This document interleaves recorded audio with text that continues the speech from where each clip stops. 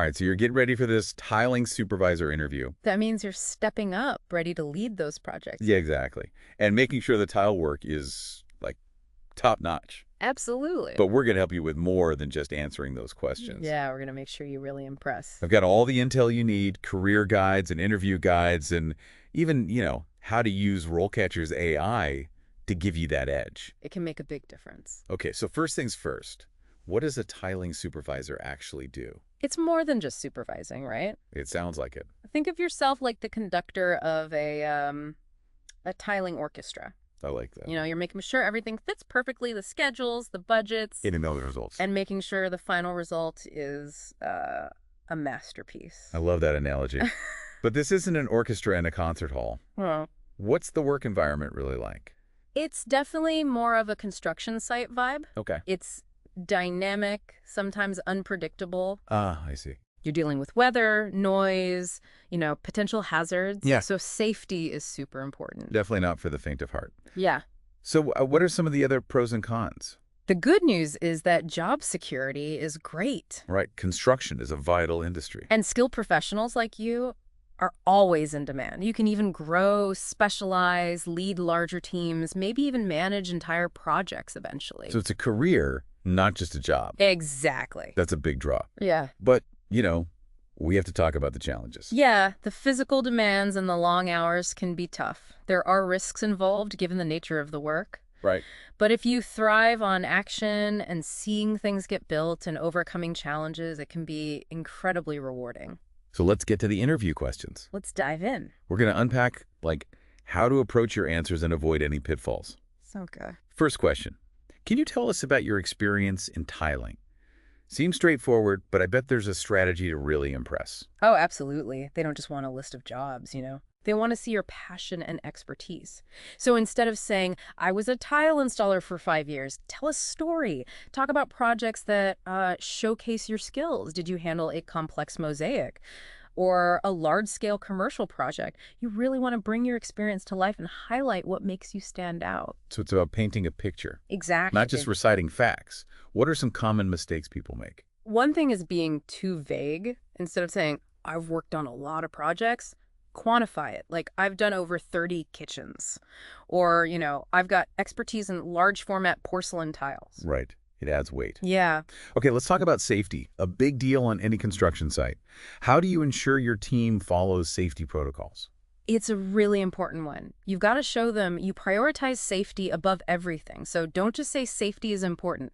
Be specific. Okay. Talk about those protocols you enforce, like mandatory eye protection, the right scaffolding procedures, regular equipment checks. Explain how you train your team on those protocols, how you conduct those safety meetings, and how you hold everyone accountable for following those rules. You could even share a time when you stopped a project to address a safety issue, even though it meant a little delay. Really shows you're serious about it. Yeah. What are some things to definitely not say? Don't ever downplay safety or say accidents are unavoidable. You've got to demonstrate you are proactive about preventing them. Be ready and have a plan. Good advice. Okay, now for a question that gets into project management. How do you manage a project from start to finish? This is where you highlight those organizational skills. It is. They want to see how you plan, execute, and deliver. So walk them through your process step by step. Like, how do you define the work, create timelines and milestones, delegate tasks, and then monitor progress? Communication's got to be key, right? It really is. You got to highlight how you keep everybody in the loop. Your team, the client, everybody involved. No surprises. What are some common pitfalls here? Rambling and being too general. Stay concise. Focus on the key parts of your process. And avoid technical jargon. The interviewer might not be a tiling expert. Keep it clear and easy to understand. That's really helpful. Let's move on to a question that can sometimes trip people up. Describe a time you resolved a conflict with a team member or a client. This one feels a little more personal, but it's all about those interpersonal skills. Exactly. Conflicts happen, and they want to see how you handle them. Okay. So choose a specific example where you successfully navigated a tricky situation. Don't just say, I'm good at resolving conflicts. Show them. Briefly describe the conflict, what you did to resolve it, and the positive outcome. Focus on your communication skills, listening, empathy, and your willingness to compromise. It's about finding solutions. Yes. What should you absolutely avoid saying? Never badmouth anyone involved. It looks unprofessional. Focus on the solution, not the blame. And of course, keep things confidential. Don't share sensitive details. Makes sense. Mhm. Any pro tips for really knocking this one out of the park? Highlight what you learned from the experience. Did it change your approach? Did you gain new skills? Show them you're self-aware and committed to continuous improvement. Love that, turning a negative into a positive. Okay, now let's move on to a question about staying current. How do you stay up to date with the latest techniques and materials? This one's all about showing your dedication to continuous learning. It is. Be specific. Mention publications you read, workshops, online forums, certifications you've earned, new techniques or materials you've learned. How have you actually used them in your work? Show them you're not just coasting. Exactly. What are some things to avoid? Vague answers like, I Google things. You want to show a structured approach. Makes sense. And steer clear of old, outdated techniques. You want to show that you're at the cutting edge. Great advice. Any pro tips here? If you've presented at a conference, written articles, mentored other installers, mention it. Shows you're not only learning, but also contributing to the industry. Fantastic ways to highlight that expertise.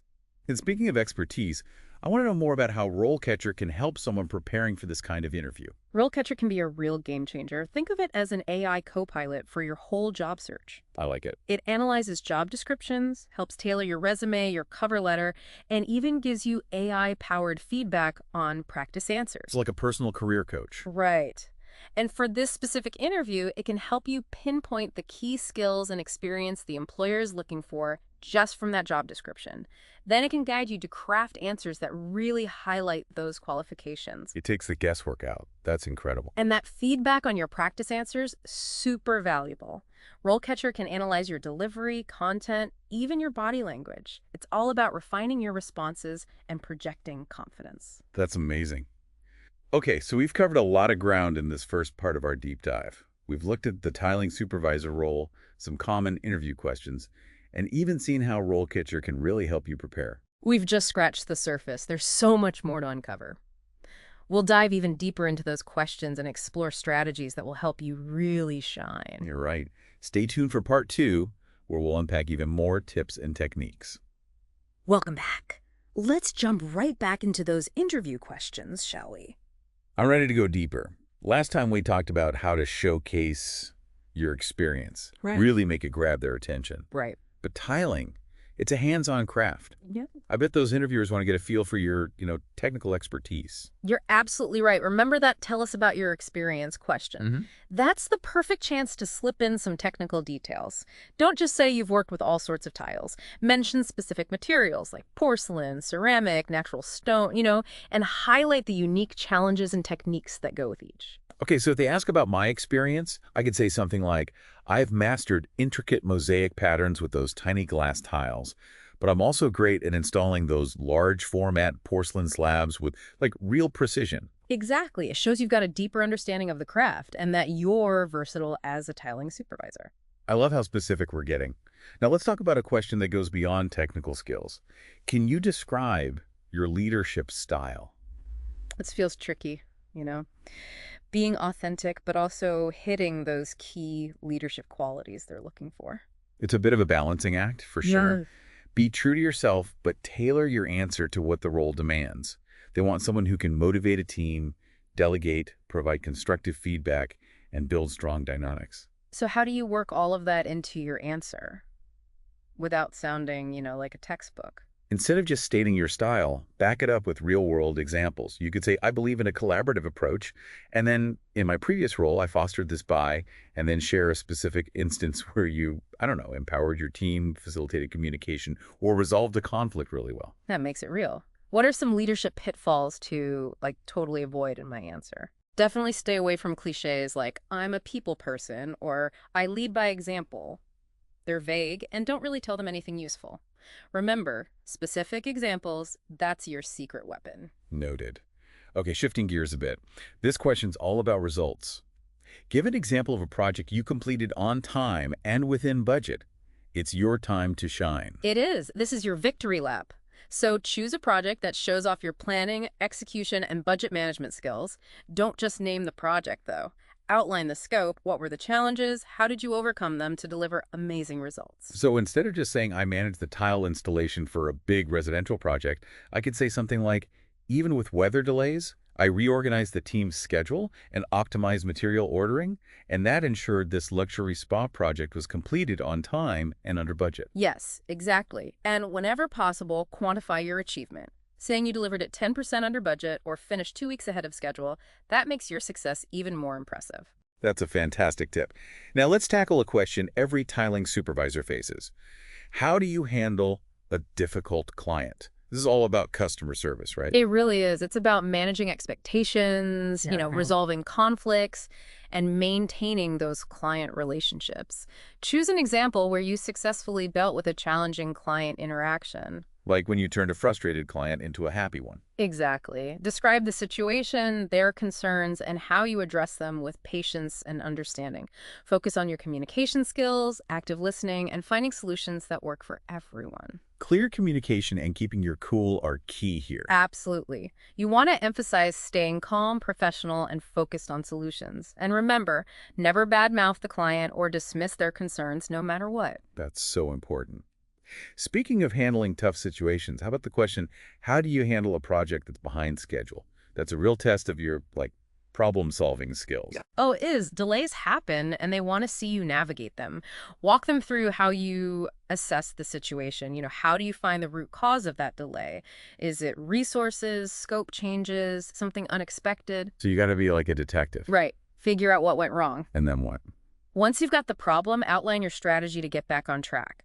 Will you adjust the timeline, reallocate resources, bring in extra help, be specific about your approach, and always emphasize communicating clearly with your team and the client. Staying organized, adaptable, and transparent sounds essential for a tiling supervisor. I'm curious, how can RoleCatcher help someone prepare for this kind of, situational question? RoleCatcher's AI can be incredibly helpful there. Okay. It can analyze the job description and figure out what skills are most important for that specific role. So if the description emphasizes problem solving and communication, RoleCatcher will help you craft answers that show off those strengths. So it's not just generic advice, it's tailored to that job. Exactly. And they have a library of real-world interview questions, including behavioral ones like this. You can practice, get AI-powered feedback on your delivery, content, everything. Like a personal practice session. That's so helpful. Okay, we've covered a lot. But one more question. How do you ensure your team produces high-quality work? This feels like both leadership and quality control. You're right on the money. They want to see that you understand quality standards and that you have a system in place to meet them consistently. So it's about having a plan, not just hoping for the best. Exactly. What should I focus on when answering this? Give them the details of your quality control process, regular inspections, a system for tracking and fixing defects. How do you give feedback, both good and bad? Be specific. Offer concrete examples. And what should I avoid saying about quality control? Don't be vague, like, I make sure everyone does their best. Be specific. What systems do you use? What you track? What actions do you take to guarantee that excellence? Show them you're proactive and detail-oriented about quality. I'm really seeing how important being specific is and backing it up with examples. Any pro tips for really showcasing that commitment to quality? If you've used a specific framework like Lean or Six Sigma, mention it. It shows you're not just winging it, you've got a structured, proven approach. Brilliant tip. Now, before we wrap up this part of the deep dive, I want to hear more about RoleCatcher's AI. We talked about practice questions and feedback, but what else can it do, like for the whole interview process? Well, it can actually analyze your resume and find areas to improve, tailoring it to that job description. Wow. And it can help you write a really compelling cover letter, highlighting your skills and experience. It's like having a virtual career assistant. Exactly. And another great feature, it can help you prepare for different interview formats. One-on-one, panel, even virtual. They've got resources and tips for each. That's incredibly helpful. Okay, so we've looked at some tougher interview questions, got some valuable insight into how to tackle them, and we've seen how RoleCatcher can be a real asset throughout the process. But there's still more to uncover. You're right. In the final part, we'll look at even more nuances of the role, discuss leaving a great impression, and talk about the bigger picture of growing your career in the tiling industry. Stay tuned. Welcome back to our deep dive. We've been talking all about acing that Tiling Supervisor interview. We've really gotten into those tough questions, and Yeah, how RoleCatcher can be such a helpful tool in your job search. Now let's focus on some more general strategies, for success. Okay, yeah. It's not just about what you say, but how you present yourself, your demeanor, your body language, that enthusiasm, it all makes an impression. So I probably shouldn't show up to the interview in my work boots, even though it's a construction job. Right? Probably not the best strategy. Okay. You don't need a suit and tie, but definitely aim for that polished professional look. Think business casual, neat slacks, a collared shirt, maybe a blazer if you have one. It shows you're serious about the opportunity. Right. What about body language? Any tips for looking, confident and engaged? Absolutely. Eye contact's important. Sit up straight and avoid fidgeting or crossing your arms. All those little things show confidence and that you're paying attention. And my tone of voice. Hmm. I want to sound enthusiastic, but not like too over the top, right? Speak clearly, project your voice, and let your passion for tiling come through. It's not just answering questions, it's telling your story as a skilled and experienced tiling supervisor. Making that connection. Yeah. Okay, before we wrap up, I want to touch on something that can be kind of nerve-wracking. That moment at the end when they ask, do you have any questions for us? Yeah. How should I handle that part? It's a great opportunity. You can gather info, show you're engaged, and really leave a strong impression. Avoid asking stuff you could easily find on their website. Right, okay. Instead, ask questions that show you are listening and that you're really interested in the role and the company itself. So, what are some good questions to ask? You could ask about the company culture, the team you'd be working with, any opportunities for professional development, or the specific challenges of this role. Maybe even ask about their plans for the future or how they see the tiling industry evolving, things like that. It shows you're curious, that you're thinking ahead. Right. Are there any questions I should avoid at this point? Definitely steer clear of questions about salary, benefits, or vacation time. Save those for after you get a job offer. Makes sense. Yeah. Any pro tips for making my questions stand out, leaving that positive final impression? Try to connect your questions back to something they mentioned earlier. Like you mentioned focusing on sustainability. I'm curious how that's impacting the materials you use. Something like that. That's a great idea. It shows you're paying attention and thinking critically. Exactly. And remember, the interview goes both ways. It's your chance to learn about them and see if it's the right fit for you too. Okay, that's great advice. So as we wrap up our deep dive on acing your tiling supervisor interview, what are the key takeaways you want our listeners to remember? Preparation is key. The more you do, the more confident you'll feel.